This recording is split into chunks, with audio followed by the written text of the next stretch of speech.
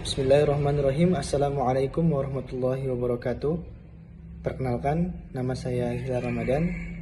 Saya dari kelas 4 PAIA 4, yang mana di sini dengan NIM 02, yang mana di sini saya akan menjelaskan atau menerangkan, menjawablah pertanyaan-pertanyaan UTS pengembangan kurikulum. Oke, langsung saja. Berbicara tentang kurikulum, saya pernah baca dari buku Dr. Profesor Haji Omar Hamalik yang menyatakan kurikulum itu dibagi menjadi dua pandangan, yang mana pandangan lama dengan pandangan modern. Pandangan lama menyatakan bahwa kurikulum adalah mata pelajaran yang harus ditempuh oleh siswa untuk mendapatkan ijazah. Sedangkan pandangan modern menyatakan bahwa kurikulum adalah aktivitas yang dilakukan oleh siswa di bawah arahan sekolah, baik di dalam maupun di luar. Artinya apa? Pandangan lama menyatakan kurikulum itu hanya mata pelajaran yang memang harus ditempuh oleh siswa. Tapi pandangan modern menyatakan bahwa bukan hanya tentang mata pelajaran, tapi aktivitas, seluruh aktivitas yang memang dilakukan di sekolah. Iya. Mengenai tentang pengembangan kurikulum adalah proses atau perencanaan yang memang dirancang untuk menghasilkan rencana kurikulum yang lebih luas dan juga spesifik.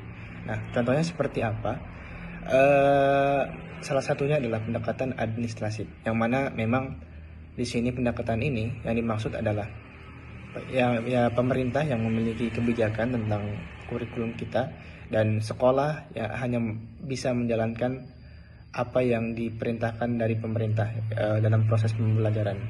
Nah, yang kedua, perubahan kurikulum adalah penyesuaian atau perombakan terhadap satu atau lebih komponen dalam kurikulum untuk meningkatkan mutu pendidikan. Contohnya seperti apa? Yaitu perubahan ini bersifat parsial, memang tidak menyeluruh. Selanjutnya, tentang asas psikologis. Yang dimaksud asas psikologis di sini adalah tentang perilaku anak yang memang sangat berpengaruh terhadap pembelajaran. Nah, contohnya seperti apa?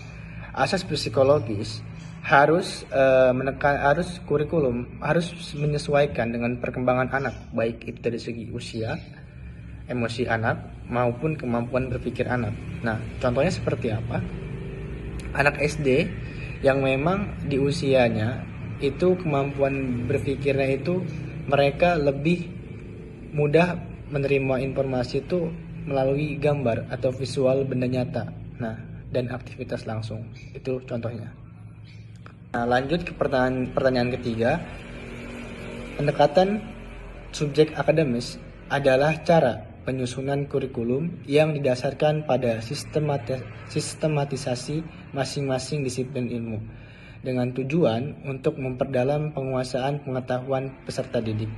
Nah, dalam pendekatan ini, setiap mata pelajaran disusun sesuai dengan disiplin ilmunya, menggunakan metode pembelajaran seperti expository dan inquiry, serta memperhatikan hubungan antar mata pelajaran akidah menggunakan sistematika ilmu tauhid, pelajaran Al-Quran menggunakan sistematika tafsir, dan pelajaran fikih menggunakan sistematika hukum Islam. Nah, itu contohnya. Lanjut ke pertanyaan selanjutnya, yaitu tentang prinsip umum.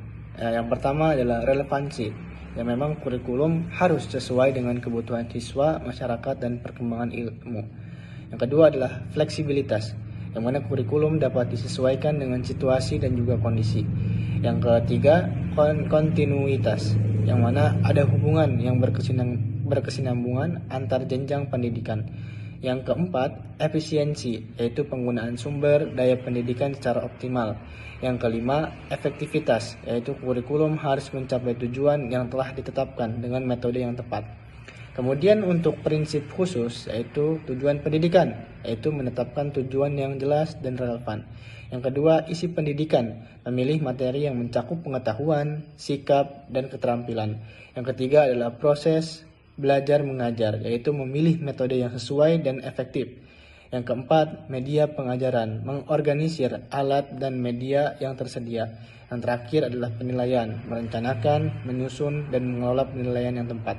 Nah, selanjutnya yaitu prinsip relevansi, yaitu Berarti kesesuaian atau keselarasan yang menuntut agar kurikulum disusun dengan memperhatikan hubungan antara komponen-komponen internalnya seperti tujuan, materi, metode organisasi, dan evaluasi, serta kesesuaian dengan faktor eksternal seperti perkembangan ilmu pengetahuan dan teknologi, kebutuhan dan potensi siswa, serta tuntutan masyarakat. Prinsip ini penting agar kurikulum tetap bermanfaat, kontekstual, dan mendukung kesiapan siswa menghadapi dunia kerja serta perubahan zaman.